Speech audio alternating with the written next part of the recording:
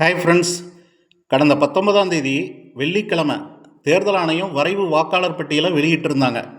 இப்போ இந்த பட்டியலில் பேர் இல்லாதவங்க என்ன காரணத்தினால உங்களுக்கு ரிஜெக்ட் பண்ணினாங்க அப்படின்ற அந்த விவரத்தை தெரிஞ்சுக்கிட்டு அதுக்கு தகுந்த மாதிரி நீங்கள் புதுசாக அப்ளை பண்ணுறதா அல்லது பேரை நீக்கம் பண்ணுறதா இல்லை ஏதாவது திருத்தம் பண்ணணுமா, இந்த மாதிரி நீங்கள் எது செய்கிறதா இருந்தாலும் ஒன்றா ஆன்லைன் வழியாகவோ அல்லது ஆஃப்லைன் வழியாகவோ இந்த 2 மெத்தட் வழியாகவும் இதை நீங்கள் தாராளமாக செய்யலாம். இது நமக்கு தெரிஞ்ச விஷயம்தான். இப்படி இருக்கிற சூழ்நிலையில் இன்றைக்கி தேர்தல் ஆணையம் ஒரு முக்கிய அறிவிப்பை வெளியிட்டிருக்காங்க.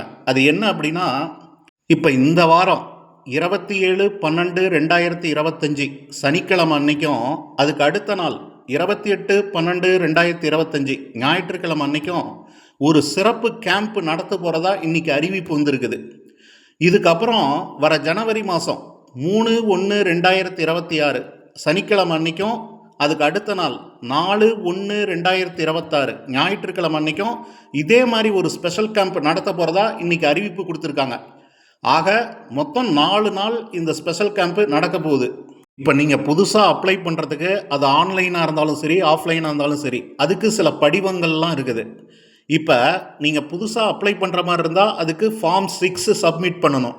அதே பேரை நீக்கம் பண்ணுற மாதிரி இருந்தால் அதுக்கு ஃபார்ம் 7, அதே கரெக்ஷன் பண்ணுற மாதிரி இருந்தால் அதுக்கு ஃபார்ம் 8.